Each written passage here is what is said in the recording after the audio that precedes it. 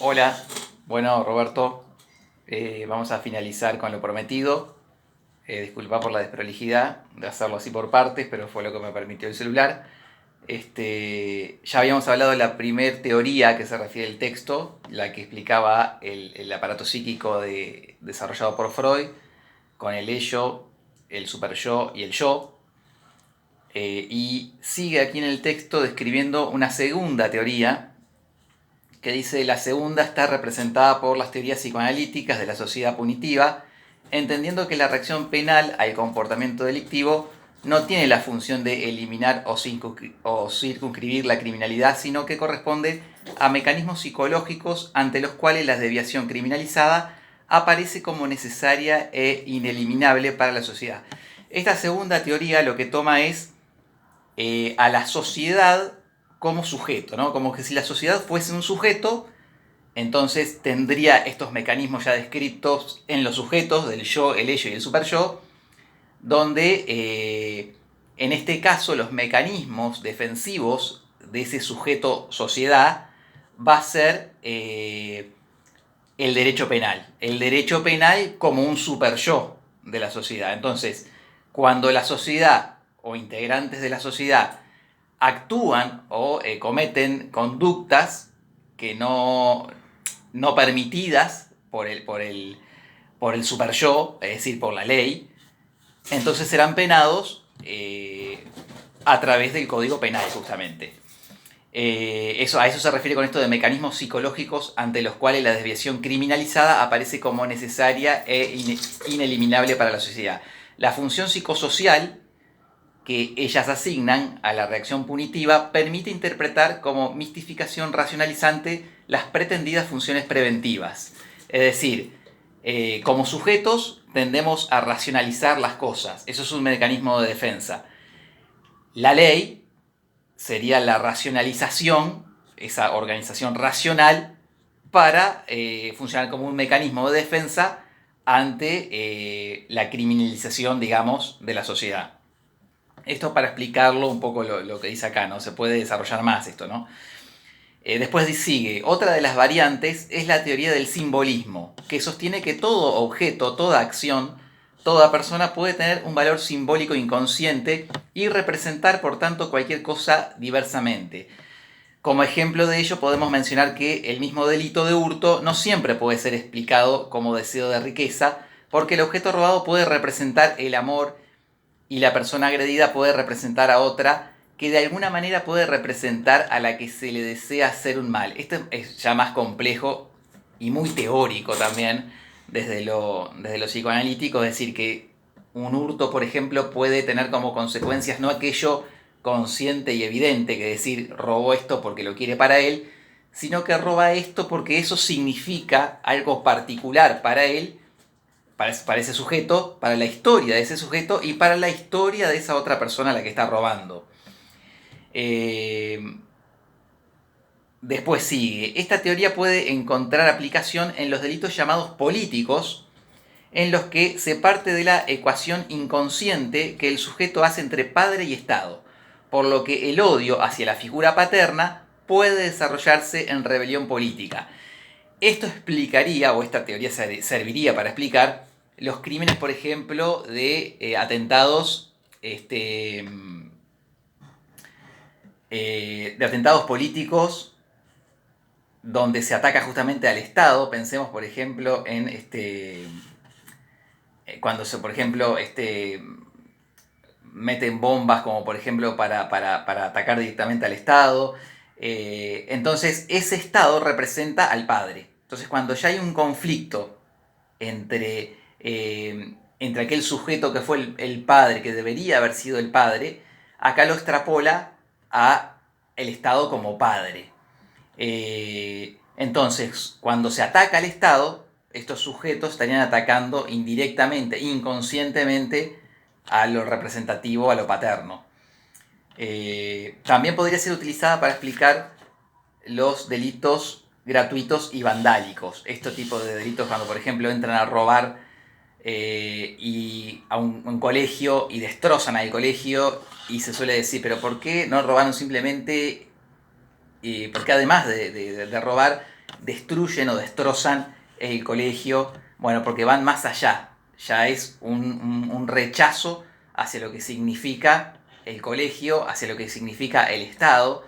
Ese es el acto vandálico, atacar al padre con más rigor, digamos. No solamente se apropian de algo porque lo necesitan, sino que destrozan porque atacan al Estado. Atacan a ese papá que no supo ponerle las reglas, o no pudo ponerle las reglas, o nunca lo tuvieron. Esa figura de autoridad, que está representada en el Estado. Existe también las teorías que desarrollan la relación entre frustración y agresividad, las que hacen lo mismo con el complejo de inferioridad, y en fin, aquellas que efectúan la clasificación tipológica entre introvertidos y extrovertidos, como paradigmas científicos capaces de explicar en términos psicoanalíticos el comportamiento desviado. Hay otra teoría basada en la diferenciación entre introvertidos y extrovertidos. Hay una teoría de la personalidad que separa a los sujetos entre introvertidos y extrovertidos. El introvertido sería aquel que tiene un mundo interior más rico, no es socialmente pobre, tiene intereses artísticos, teóricos, a veces religiosos.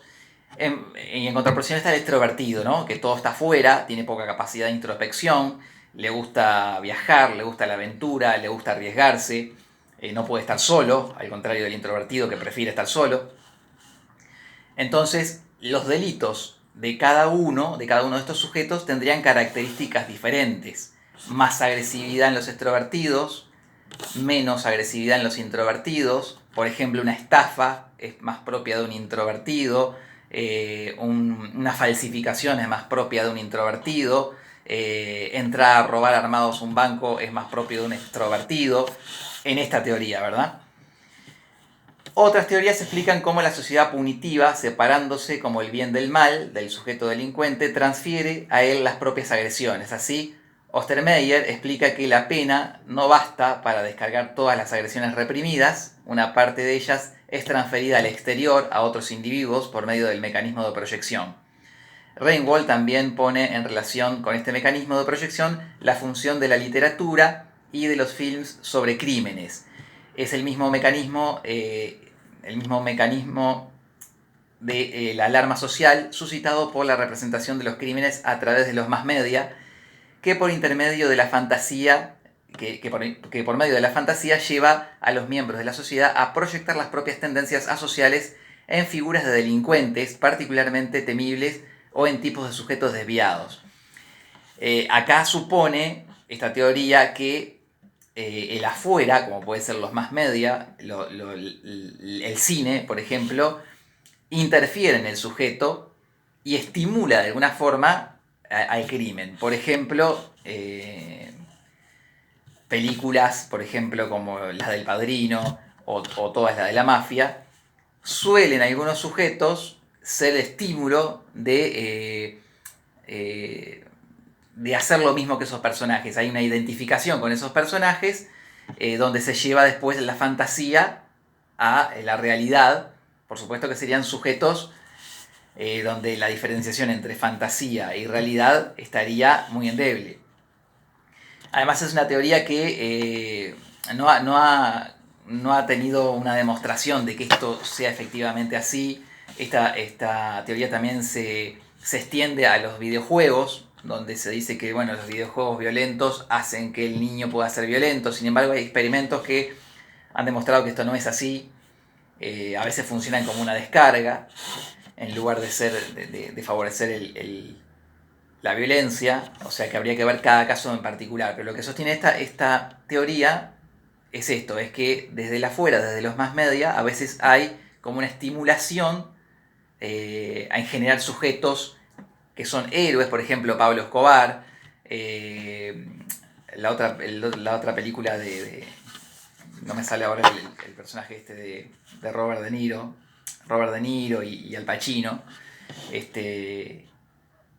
que han hecho personajes donde muchos se identifican con él y tienden después a querer hacer lo mismo, o tienen esa fantasía de convertirse en esos personajes. Hasta acá llega el texto, por lo menos que me enviaron a mí. A mí lo que me gustaría es agregar que dentro de la criminología, dentro de la psicología criminal, no quedarse solamente con las teorías psicoanalíticas, sino que existen otras teorías que pueden explorar, y una opuesta a esta teoría psicoanalítica es la psicología basada ya en la conducta, donde ya no atiende tanto a lo inconsciente, sino que sostiene que la actividad criminal, la conducta criminal, es producto de un aprendizaje, ¿no? Es producto de un entorno, es producto de un padre ausente, la falta de límites a temprana edad, la falta de acceso al colegio, la falta de acceso a muchas cosas básicas, van construyendo el delito. Y después que esta teoría más conductista dice también que cuando se comete, digamos, el primer delito, y ese primer delito funciona, resulta, es una conducta reforzadora de que en el futuro se siga haciendo. Es decir, que el éxito de esa primer conducta es lo que repercute en que se siga reproduciendo y que sea cada vez más imparable, digamos. Por supuesto que la psicopatía, para volver a la psicopatía, ya no sería una conducta aprendida, sino que aparecería ya en el sujeto, nacería con el sujeto, estaría en el sujeto independientemente del entorno que tenga, por eso no tiene diferencia social. El psicópata puede ser de cualquier estrato social. Diferente al sociópata, que sí sería alguien que nace, entre comillas, digamos, normal, pero el entorno lo modifica y lo convierte en un sociópata. Con la diferencia de que el sociópata puede llegar a tener más sufrimiento por las cosas que hace, es más modificable desde lo terapéutico, y el psicópata no. Bueno, hasta acá espero que haya sido de utilidad la aclaración un poco de este capítulo, que aquí termina así, no sé si continúa, me imagino que termina acá, o esta era la parte que les interesaba aclarar un poco.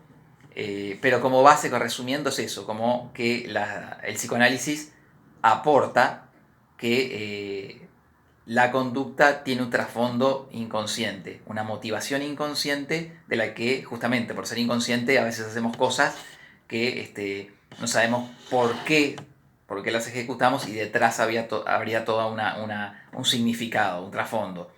Y bueno, y llevándole al tema del derecho, este super yo que hace de castigador del sujeto, que llevándolo a lo que es el derecho, estaría reflejado o estaría constituido en el derecho penal como el castigador de todas aquellas conductas que se hacen y no corresponden.